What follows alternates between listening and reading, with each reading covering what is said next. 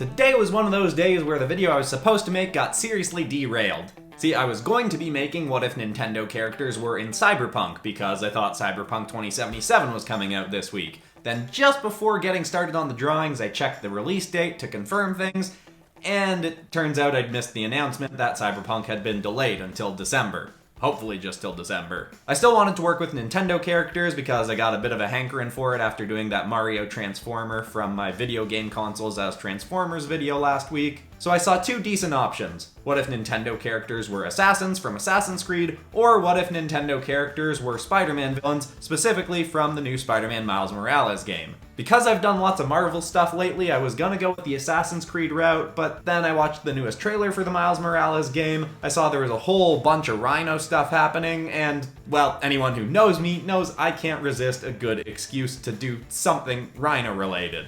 I got the idea in my head for a Bowser-Rhino kind of mix, and, well, I kind of just had to go with it. I came up with some concepts, wrote out a story that's really dumb but also kind of makes sense, and then drew up a whole bunch of designs in the video that we should just get to now because I feel like this has been a long drawn-out opening. Liking helps with algorithm stuff, subscribing makes sure you'll see more of these dumb videos as they're coming out, including a Cyberpunk video, which I will do eventually, I promise. But anyway, let's get into this video for now. Let's go! Miles Morales was finally starting to get a grip on being Spider-Man. The lessons he'd learned from Peter and from his own experiences had led him to becoming a hero able to stack up with the best. And this newfound confidence couldn't have come at a better time, as the new Spidey was about to face a wave of fresh villains that could bring New York to the ground if left unchecked. The first of these started out as a simple plumber. Mario Shroomkey had never been satisfied with his lot in life, and while plumbing paid decently well in New York, he wanted riches and power. He started dealing drugs on the side to try and bolster his income, but this was too slow going for him. He started seeking out more and more dangerous and expensive substances that he could peddle when he came across a strange new product that he had to learn more about. Some new crime lord trying to rise up in New York had started distributing a mysterious, altered type of mushroom that gave the user temporary strength and speed enhancements. After much asking around, Mario finally got in contact with one of the crime lord's right hands, a gorgeous woman clad in all pink who agreed to bring Mario on as a dealer. It worked out great at first, the prices were high and there were many buyers, but obviously with a product this powerful, it became popular with low-level crooks, and Miles quickly took notice. He eventually found Mario during a deal, and in a panic, the plumber took a handful of the mushrooms to give himself a fighting chance. It made the fight more fair, but Miles was trained and Mario was not. Mario was then arrested, but gave no information to the police. He was shady, but also quite loyal. This happened on multiple occasions, and Mario grew more and more enraged with Spider-Man for constantly ruining his illegal efforts to gain the riches and power he so desired. But lucky for Mario, his constant refusal to cough up any information on his suppliers didn't go unnoticed. One day he was bailed out of jail by the woman in pink and brought to the penthouse of the crime lord. He introduced himself as King Koopa, though his real name was Doug Bowser. Koopa offered Mario a new job. Instead of dealing the mushrooms, he'd be selectively given the newer, more experimental ones that granted even more incredible superpowers, and Mario would be tasked with taking down the meddling Spider-Man and any others who might interfere with their work. Mario agreed, eager to take down the black-suited spider.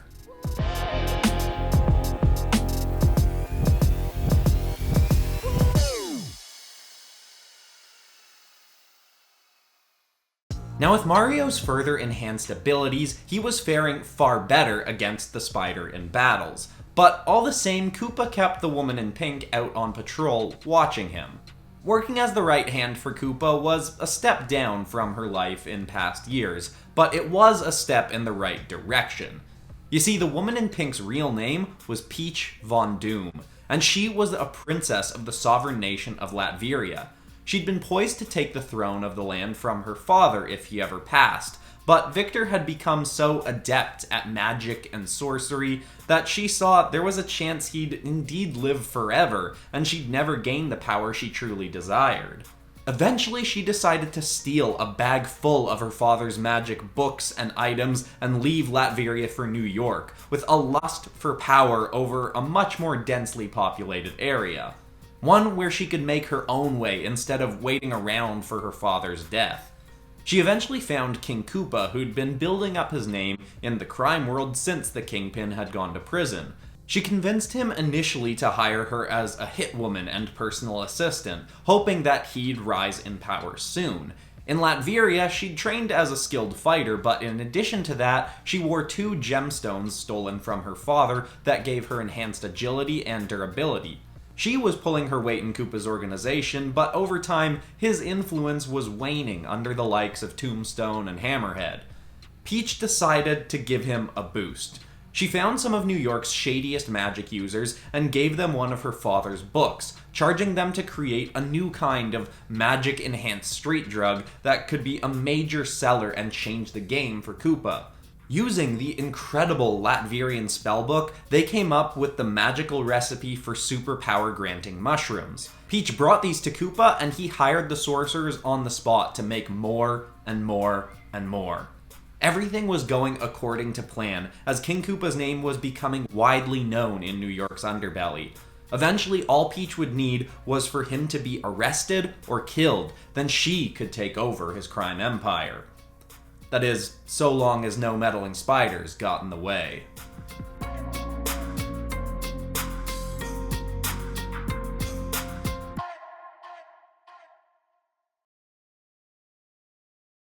Now, Mario was proving to be a formidable opponent with many unexpected abilities. In one fight, he could grow like Giant Man, and in the next he might have flame powers or ice powers, one time even turning into a humanoid flying squirrel. He was unpredictable, but in their 6th encounter, Miles finally got a one-up on him. Mario had cycled through half a dozen powers, and Miles was countering all of them. But as he was running out of tricks, a new challenger approached. What looked to be a futuristic Emerald Knight with a glowing sword and shield charged in and seemed to be helping Spider-Man, at least at first. But it was soon clear this knight was taking things too far. He brought out small black grenades and used them against the plumber, who was clearly fighting outside his weight class on this one.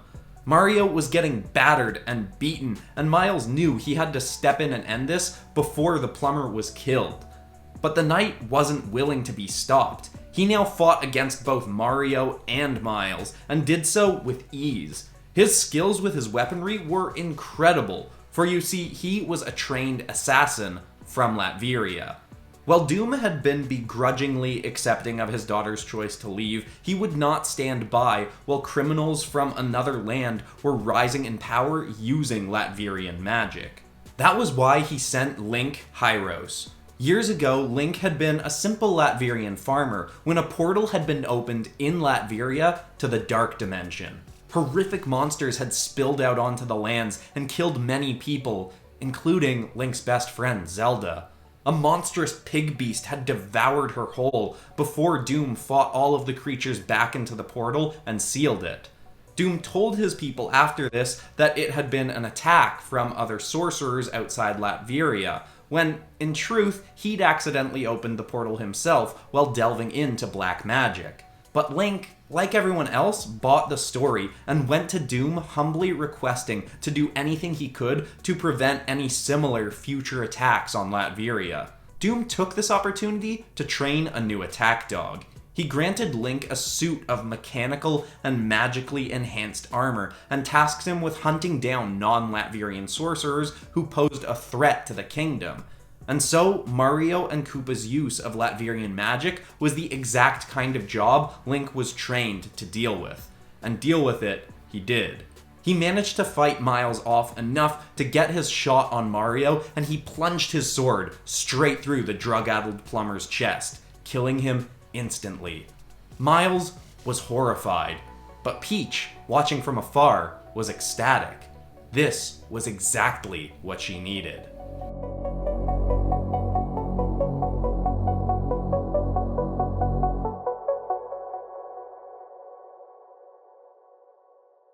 Peach knew her father well enough to know he wouldn't send someone to kill her. He was predictable enough for her to put the basic pieces together, so all she had to do was lead the Latvian assassin to Bowser. She ran from the scene, making her presence very known, so Link would follow, and of course Miles followed along as well. They were led back to King Koopa's hideout, where waves of guards waited to stop the intruders. Miles grudgingly fought alongside Link, but at every turn Miles did what he could to web up foes before Link could slay them. They fought their way up and up and up the building before finally reaching Koopa's penthouse. Peach feigned concern for her boss and put up a half-hearted fight against Link and Miles, who only took her down easily because she wanted them to, so they could slay or at least arrest her boss. But Koopa had a trick up his sleeve. He pulled out a mushroom unfamiliar to Peach. It was one he'd specifically commissioned in secret, and as soon as he ate it, his body started to grow and bubble. He slammed a button on his desk, and as his body shifted and mutated, he fell through a hole in the floor. Miles leapt over to look inside, and after only glancing into darkness for a second, a beast leapt up from below, smashing through the floor into the room. It was King Koopa, but the size of the Hulk, with a lizard-like tail and yellow skin. He was clad in an armor like that of the Rhino, one he'd acquired specifically to help him maintain his enhanced state. Koopa attacked the intruders with a vicious force. Miles hoped his electric charge punches would be enough of an up in this fight, as they had been against the Rhino in the past. But Koopa was far more than a brute in a tin suit. He had razor-like claws and teeth, spikes all down his back that made attacks from behind difficult, and he could even breathe fire. Miles and Link hacked at the beast in a brawl that seemed to last hours. Eventually, Link finally got a good shot in on him, stabbing his blade straight into Koopa's side. But this attack reminded Miles that if Link had his way, he'd likely kill Koopa. Miles just wanted him knocked out and arrested. That was when Miles tricked Link into helping him knock Koopa out of the building. Together, they tackled the beast out the penthouse window. As they all fell, Link tried to go for another stab, but Miles kicked his sword away, tossed him against a building, and webbed him up. Miles and Koopa continued to rocket towards the earth. Miles ran calculations in his head. Given the strength of the punches that Koopa had taken, this fall shouldn't be enough to kill him, but would it be enough to knock him out? Miles crawled around the beast and flung himself towards the ground ahead of Koopa, webbing up the street so no cars would get in the crash zone. He flung himself out of the way just in time for Koopa's body to crater down to the earth, shaking the entire city block. When the dust cleared, Miles ran over to Koopa. He was truly out like a light and still breathing. Koopa was taken into custody, Mario was unfortunately no more, but Link had somehow cut himself free and vanished. And Peach, well, she would be a problem for another day.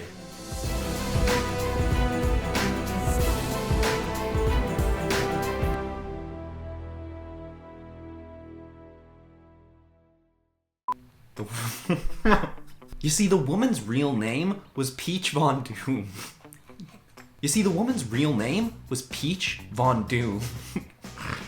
This is so stupid. He introduced himself as King Koopa, though his real name was Doug Bowser. Though his real name was Doug Bowser. No, come on.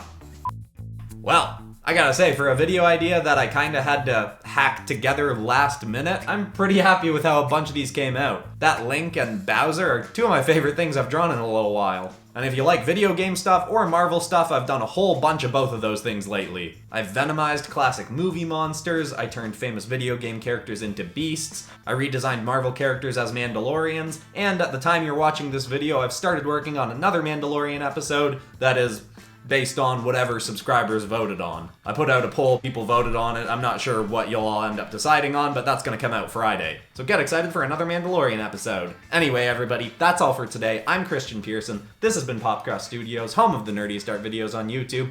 Thanks so much for watching, and I will see you all in the next video on Friday.